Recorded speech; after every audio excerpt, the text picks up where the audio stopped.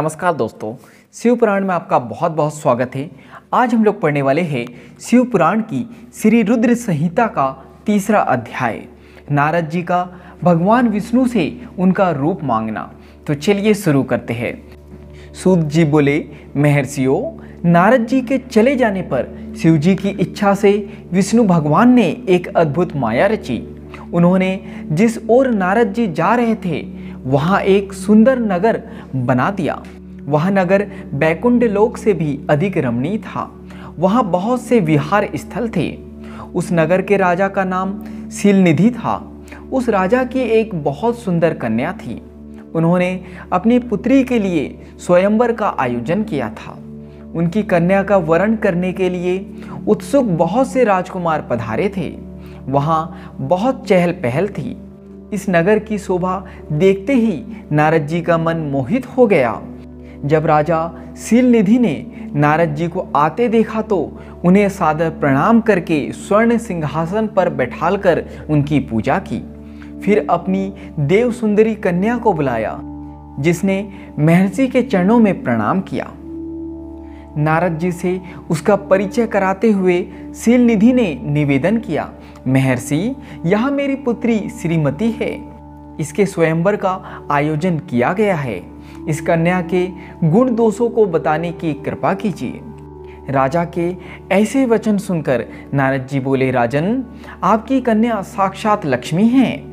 इसका भावी पति भगवान शिव के समान वैभवशाली, त्रिलोकजयी, वीर तथा कामदेव को भी जीतने वाला होगा।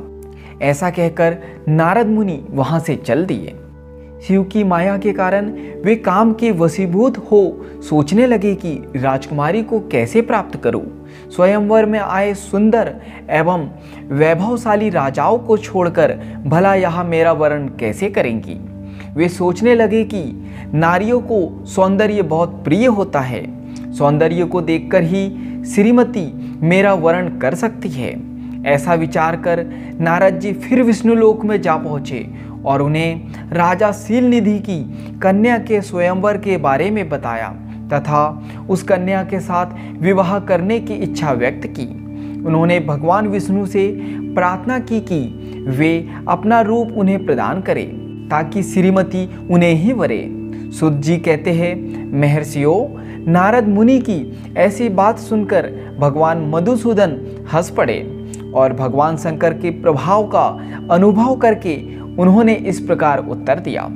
भगवान विष्णु बोले, हे नारद, आप वहाँ अवश्य जाइए। मैं आपका हित उसी प्रकार करूँगा जिस प्रकार पीड़ित व्यक्ति का श्रेष्ठ वैद्य करता है, क्योंकि तुम मुझे विशेष प्रिय हो। ऐसा कहकर भगवान विष्णु ने नारद मुनि को वानर का मुख तथा शेष अंगों को अपना मनोहर रूप प्रदान कर दिया। तब नारद जी अत्यंत प्रसन्न होते हुए अपने को परम सुंदर समझकर शीघ्र ही स्वयंवर में आ गए और उस राज्य सभा में जा बैठे। उस सभा में रुद्रगण ब्राह्मण के रूप में बैठे हुए थे। नारद जी का वानर रूप केवल कन्या और रुद्रगणों को ही दिखाई दे रहा था। बाकी सबको नारद जी का वास्तविक रूप ही दिखाई दे रहा था। नारद जी मन ही मन प्रसन्न होते हुए श्रीमती की प्रतीक्षा कर रहे थे। हे ऋषियों, वह कन्या हाथ में जयमाला लिए अपनी सखियों के साथ स्वयंवर में आई। उसके हाथों में सोने की सुंदर माला थी। वह शुभ लक्षणा राजकुमारी लक्ष्मी के समान अपूर्व शोभा पा रही थी। नारद मुनि का भगवान विष्णु जैसा शरीर और वानर जैसा मुख देख वह कुपित हो गई और उनकी ओर से दृष्टि हटाकर मनोवांछित वर की तलाश में आगे चली गई। सभा में अपने मनपसंद वर को ना पाकर वह उदास हो गई। उसने किसी के भी गले में वरमाला नहीं डाली। तभी भगवान विष्णु राजा की वेशभूषा धारण कर वहां आ पहुंचे। विष्णु जी को देखते ही उस परम सुंदरी ने उनके गले में वरमाला डाल दी। विष्णु जी राजकुमारी को साथ लेकर तुरंत अपने लोक को चले गए। यह देखकर नारद जी विचलित हो गए।